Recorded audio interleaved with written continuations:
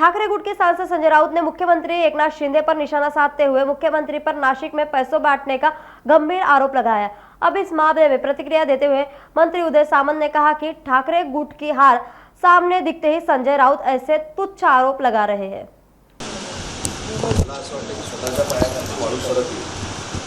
आपले उमेदवार निवडून येत नाही याची जाणीव झाली की अशा पद्धतीचे फालतू आरोप प्रत्यारोप होतात, त्याला कोणीही किंमत देत नाही।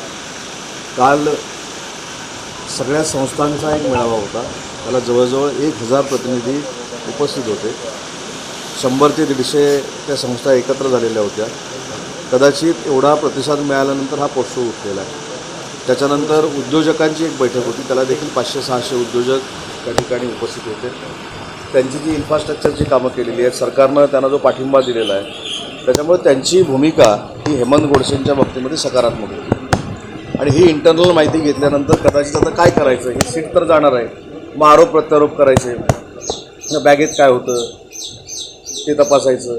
मला असं वाटतं की मुख्यमंत्री ज्या पद्धतीनं काम करत आहेत त्या कामाला रिस्पॉन्स महाराष्ट्रामधून मिळतोय आणि हीच अनेक लोकांना पोटदुखी आहे आणि या पोटदुखीच्या माध्यमातून असे आरोप प्रत्यारोप होतात।